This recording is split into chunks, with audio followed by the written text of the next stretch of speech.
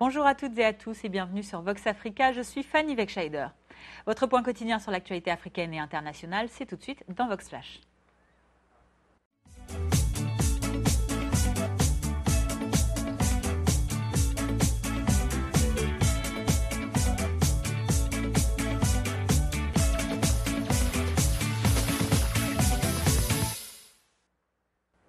Ouvrons notre journal de ce mercredi 24 février aux Comores, où vous le savez, le premier tour de l'élection présidentielle et de l'élection des gouverneurs des îles s'est tenu dimanche dernier.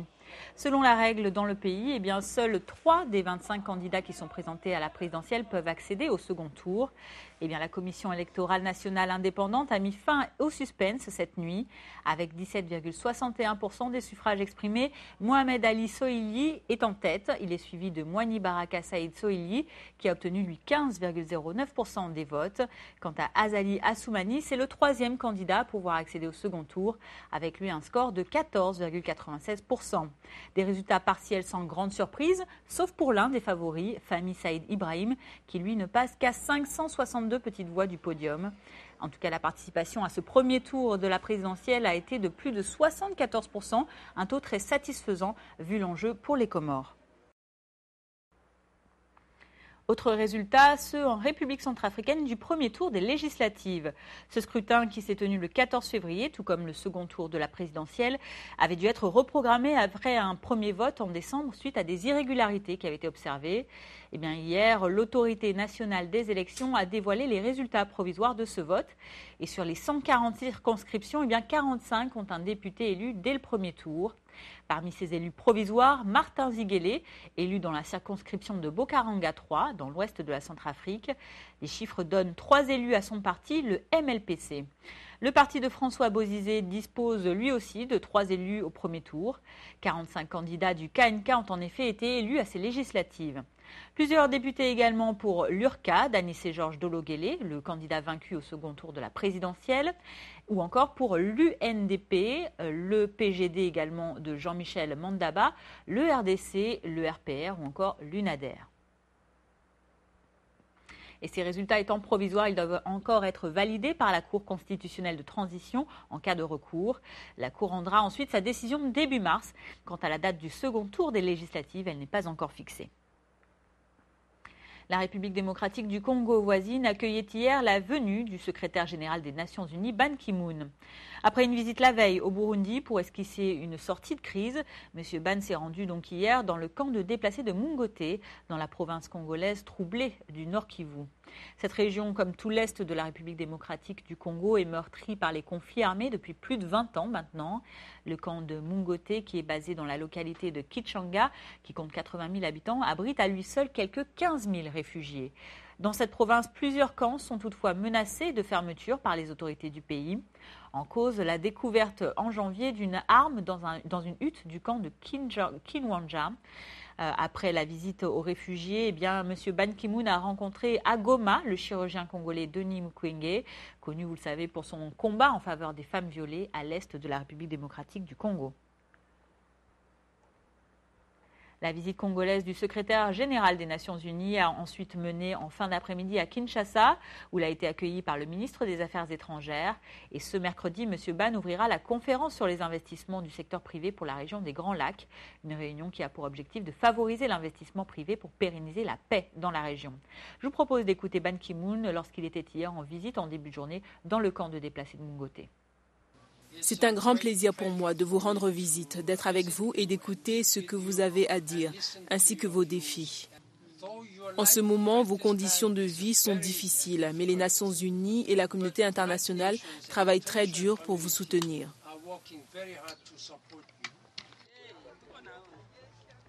À l'extrémité australe du continent, la question raciale continue de mettre l'Afrique du Sud en ébullition. Hier, c'est un match de rugby universitaire qui a dû être interrompu sur le campus de Bloemfontein. La raison, les affrontements sur le terrain entre des manifestants afro-descendants qui avaient envahi la pelouse et des spectateurs majoritairement eurodescendants. La scène a été divulguée via une vidéo amateur qui a été reprise par les médias locaux. L'université a ensuite confirmé l'information. Conséquence, l'établissement a décidé de fermer ses portes hier et ce mercredi également et fermement condamné ces actes de violence envers les manifestants. Du côté du Parti radical de gauche des combattants pour la liberté économique, la réaction a été la suivante.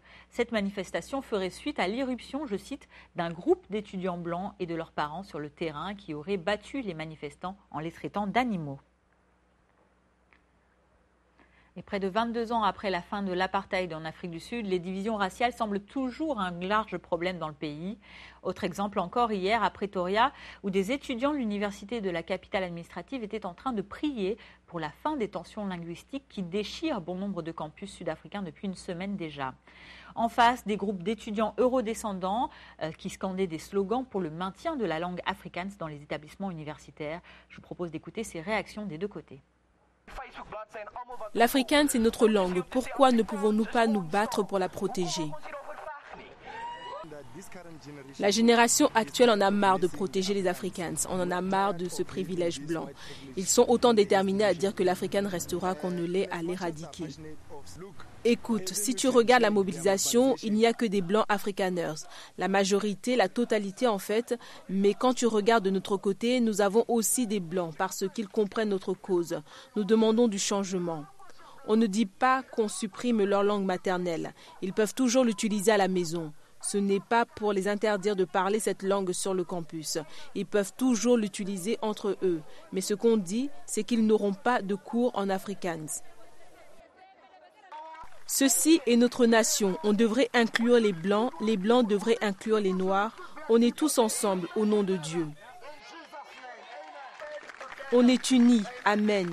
Un blanc en Afrique du Sud a un avenir. Amen. Un enfant noir en Afrique du Sud a un avenir. Amen. Tout le monde a un avenir et on doit être très unis et le clamer haut et fort.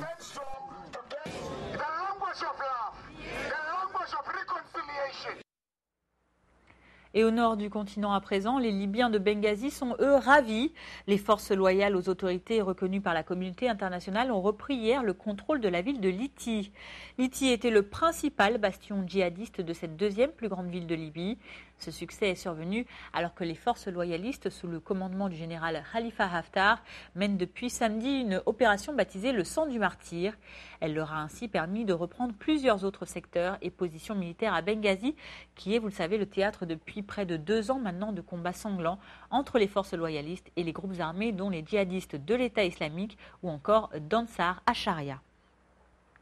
Je vous propose d'écouter quelques réactions. Aujourd'hui, nous sommes rentrés chez nous après un long moment, presque 1 an, et ceci grâce aux combattants locaux. Que Dieu les protège. On ne peut pas vivre tout de suite dans notre maison parce qu'elle a besoin de quelques réparations. Ce sont des inscriptions du groupe État islamique dans la zone de Liti qui aborde le sujet des lois divines comme si nous n'étions pas des musulmans et comme si nous étions des infidèles. Aujourd'hui, Benghazi affiche sa satisfaction. Les habitants avaient déserté la ville et étaient devenus des réfugiés. Et avec l'aide de Dieu, toutes les autres zones vont être également libérées. À l'international, le président syrien Bachar al-Assad a accepté hier la proposition russo-américaine de cesser le feu. Le régime de Damas a toutefois déclaré qu'il continuerait à combattre les groupes terroristes, notamment l'organisation de l'État islamique ainsi que le front al-Nosra, exclus de l'accord. Pour les habitants d'Alep, en revanche, ce cessez-le-feu n'est qu'une énième mascarade. Terminons notre flash information en France à la rencontre de l'agriculteur Dominique Marchal. Comme 40 autres agriculteurs, M. Marchal est devenu un visage du combat contre les pesticides. C'est en effet le premier exploitant dont le cancer a été reconnu maladie professionnelle. Dominique Marchal se bat depuis plus de 10 ans maintenant pour que soient aussi reconnues les fautes des fabricants de pesticides. Les détails dans ce reportage. Un pulvérisateur ultra-moderne. Masque, lunettes et combinaisons, les précautions d'utilisation sont claires avant d'utiliser les produits phytosanitaires. Le produit est vidé dans la cuve, dans cette cuve, et incorporé directement aspiré par le dessous, donc il n'y a aucun contact avec la bouillie directement. Dominique Marchal n'a pas travaillé dans ces conditions. Sur cette photo datant de 1988, on le voit verser les pesticides sans protection. Aujourd'hui, il souffre d'un syndrome mélioprolifératif, une sorte de cancer de sang diagnostiqué en 2002. Un cancer reconnu maladie professionnelle en 2006 par le tribunal des affaires de sécurité sociale d'Épinal. Pour la première fois, une administration admettait un lien entre pesticides et cancer. La substance visée, le benzène, composé organique interdit. La moitié des produits que j'ai fait analyser contenaient du benzène et certains des doses au-delà des normes. Dominique Marchal n'attaque pas les fabricants, mais l'État qui sera condamné en 2012. Une condamnation confirmée en 2013, annulée par la Cour de cassation de Nancy en 2014. Jeudi, il attend beaucoup de l'audience en appel au tribunal de Metz. Il y a une réparation des préjudices liés à l'amiante. Bon, demain, n'est-il pas normal que les préjudices des malades des pesticides ne soient réparés? Je me bats que pour ça. L'exploitant lorrain passe un vendredi sur 3 en chimiothérapie, accuse la fatigue et ne monte plus sur le pulvérisateur, même pour répandre de l'engrais. Selon Dominique Marchal, les intérêts des fabricants sont protégés au détriment de la santé publique. Jeudi, il espère bien que son combat fera jurisprudence. Et c'est la fin de ce Vox Flash du mercredi 24 février. Merci à vous de l'avoir suivi. Je vous retrouverai avec grand plaisir demain jeudi pour votre point quotidien sur l'actualité. En attendant, passez une excellente journée sur Vox Africa.